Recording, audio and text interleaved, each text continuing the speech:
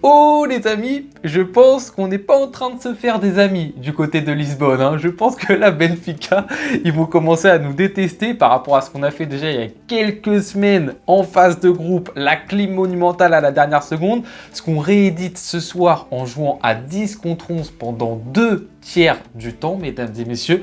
On est l'antagoniste actuellement parfait de Benfica. Vraiment désolé.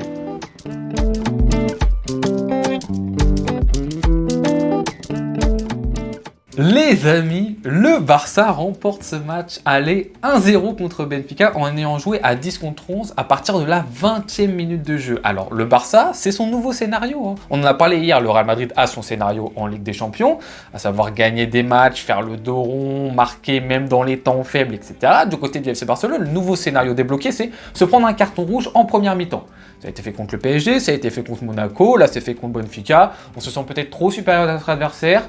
On se dit, bah écoutez, on va peut-être leur laisser une petite chance en jouant un -1 une grande partie du match. C'est le nouveau délire du FC Barcelone, mais aujourd'hui, pour une fois, ça nous sourit. Alors, en revenant bien évidemment sur ce carton rouge de Cubarsí, une chose à dire, si vous voulez être des supporters du FC Barcelone qui tirent sur un gamin de 18 ans, défenseur central qui fait masterclass sur masterclass tous les 3-4 jours au FC Barcelone depuis à peu près un an, vous êtes tout seul dans votre bateau, mesdames et messieurs. Je ne vous rejoindrai pas dans votre embarcation. Voilà, moi je considère que Cubarsí est un jeune joueur qui joue à un poste, on n'a pas arrêté de le répéter, où forcément quand tu fais une erreur, t'es sous les projecteurs. C'est-à-dire que quand Cubarsí il fait une bourde, c'est pas comme quand Lamine Yamal il rate son match en tant qu'attaquant, en tant qu'ailier. Quand Lamine Yamal il rate son match en tant qu'ailier droit, on dit bon, il n'était pas dedans, etc. On tourne la page, on passe au prochain match. Cubarsí, quand il fait une erreur en tant que défenseur central, c'est une action franche pour l'adversaire, c'est un carton rouge qui te met dans le mal, c'est voire même un but pour l'adversaire. Quand tu fais des erreurs en tant que DC, tout de suite ça se voit. Et quand tu as 18 ans, oui, il y a un rapport d'expérience avec ton poste. Et il y a un rapport d'expérience surtout avec le poste de défenseur central. Et on l'a toujours dit, oui, Cubarsí sera amené dans sa carrière à faire des erreurs, c'est normal, et d'autant plus quand il est jeune. Maintenant, à nous, en tant que supporters, en tant que aimants des joueurs de ce club-ci, en tant que aimants des joueurs qui sont formés par la Masia, de dire Cubarsí, il enchaîne, il est constant, il a un super bon niveau, il a le droit de faire des erreurs, à nous de savoir l'accompagner. Ça, c'est la première chose. Maintenant, la deuxième chose, c'est de lui dire, tu as fait une erreur, essaye d'apprendre de cette erreur qui n'était pas une faute, qui était intéressante à faire en tout début de match pour le FC Barcelone.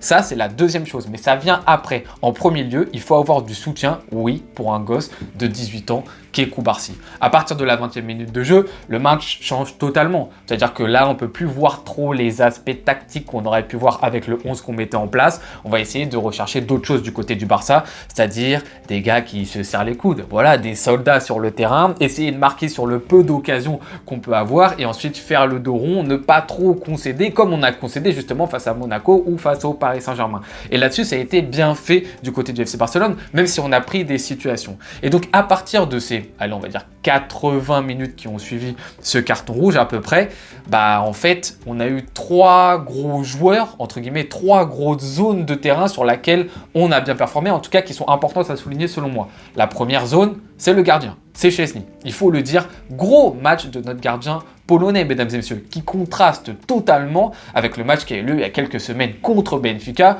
où là, il avait enchaîné bourde sur bourde. Là, il a fait d'excellents arrêts réflexes sur sa ligne, arrêts dans des zones très compliquées à aller chercher, en bas, sur les côtés, et en plus de ça, aussi des arrêts où il rapporte de la sérénité. Il capte les ballons, il temporise, il fait aussi certaines sorties aériennes, il prend du temps, il temporise. Il a été un gardien vraiment mature qui a ramené son expérience, mais aussi son utilité technique en tant que gardien pour le FC Barcelone sur ce match-là. Il a été vraiment prépondérant, il a été super important. Si on gagne ce soir, c'est aussi en grande partie grâce à Szczęsny. Ensuite, autre zone du terrain qui a vraiment monté en niveau à partir de ce carton rouge et qui a été ultra importante, c'est les deux joueurs un tout petit peu devant la défense et milieu de terrain qui ont été Frenkie de Jong et Pedri sur ce match-ci. Alors qu'on avait un Barça avec un Pedri un peu plus haut que Frenkie de Jong, au moment où il y a le carton rouge, Pedri il se met aux côtés de Frenkie. Et là, on a deux joueurs qui vont en même temps devoir mettre de l'intensité et surtout de la densité devant la surface de réparation quand on n'aura pas le ballon, mais aussi qui vont devoir aider à la projection, à garder cette balle, à temporiser et à aider à envoyer des bons ballons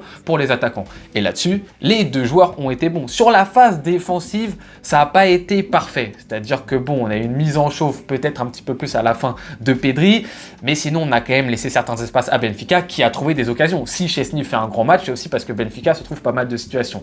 Mais en revanche, dans l'utilisation du ballon, De Jong et Pedri, ultra important. Les deux à des moments différents. Au tout début, je dirais que c'est plutôt De Jong jusqu'à cette fin de première mi-temps qui est présent, qui arrive à se projeter, qui arrive à conserver le ballon, qui met vraiment de la densité ballon entre les pieds.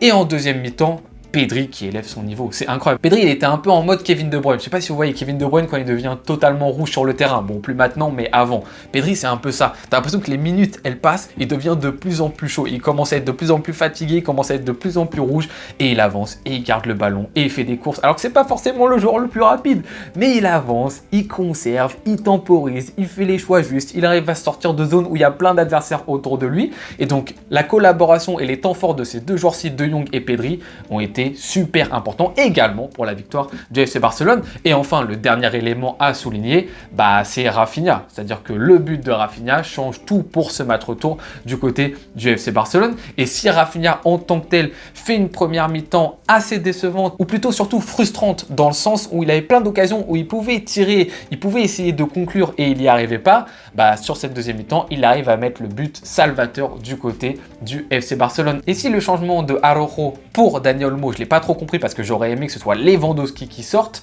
et d'un autre côté, ce qu'a fait Flick pour changer Lamine Yamal pour Ferran Torres, j'ai trouvé ça intéressant parce que là, tu vas mettre Ferran Torres sur un côté et Rafinha sur un côté, et ils apportent plus de côté athlétique que peut apporter un Lamine Yamal. Et donc, Rafinha va justement marquer ce but, et donc ça récompense le choix du coach sur ce coup-ci. Un très beau but. Alors, la balle est un tout petit peu contrée, il faut le signaler. Mais encore une fois, Rafinha marque les esprits. Et dans la fameuse course au Ballon d'Or, dont les gens aiment bien parler, moi c'est quelque chose que j'apprécie pas trop, mais bon, qui est un peu apprécié quand même par la généralité des suiveurs du football, ce qui marque les esprits pour le Ballon d'Or, c'est souvent ce genre de but. C'est-à-dire que le Ballon d'Or, c'est un trophée qui est marketing, et justement, on l'a dit, Rafinha sur la première moitié de saison, il a plein d'images fortes. On se demandait, est-ce que sur la deuxième partie de saison, notamment en Ligue des Champions, dans les gros matchs en Liga, il sera aussi présent? Typiquement, avec ce match-ci, oui, il est présent parce que c'est un match dans lequel le Barça joue à 10 contre 11, et le sauveur sur la feuille de match, c'est Rafinha. Mesdames et messieurs, donc encore une image forte pour Rafinha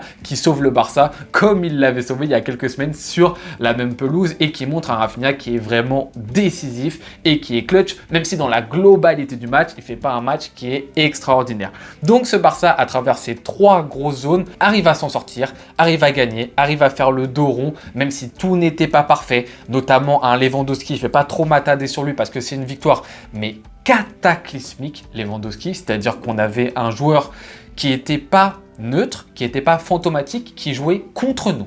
Voilà, Lewandowski, tu joues pas à 10 contre 11, tu joues à 9 contre 11 quand tu as Lewandowski dans ton terrain sur ce genre de match-ci. C'est un joueur, même s'il a 5 mètres devant lui, 5 minutes pour contrôler, pour adresser un bon ballon à un partenaire qui lui-même est seul, son partenaire va réussir à toper le ballon, à ralentir le jeu constamment, à faire les mauvais choix, à ne pas conclure devant les cages. Lewandowski est un poids mort pour le FC Barcelone. Lewandowski est un joueur qui joue contre nous du côté du FC Barcelone. Mais bon, passons plus au positif à cette première victoire. Pour le match retour, on n'aura pas Koubarsi de notre côté qui s'est pris un carton rouge, mais eux n'auront pas Carreras qui s'est pris un carton rouge jaune et qui sera suspendu. On part quand même encore une fois favori parce que là, ça sera chez nous, et en plus de ça, on mène 1-0. Encore une fois, Benfica, désolé, mais cette année, je sais pas, même quand vous arrivez à faire un bon match, même quand dans le jeu, vous présentez de bonnes choses, même quand vous jouez à 11 contre 10 pendant plus de 80 minutes de temps de jeu effectif, vous n'arrivez pas à gagner. Ouais, cette année, j'ai l'impression que le Barça, finalement, c'est un peu la bête noire de Benfica. Alors, je vais pas parler trop vite non plus parce qu'il y a un match retour, ça reste du football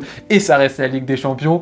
Mais bon, là, ça paraît quand même bien engagé pour la suite, pour le FC Barcelone. On attendra de voir mercredi prochain ce qui va se passer. En attendant, mesdames et messieurs, je vous remercie beaucoup d'avoir suivi cette vidéo jusqu'au bout. Je vous laisse me dire, vous, vos tops et vos flops de ce match en commentaire. Je ferai un plaisir, comme d'habitude, de vous répondre. Je vous souhaite bonne journée ou bonne soirée en fonction de quand est-ce que vous regardez cette vidéo. À tout bientôt.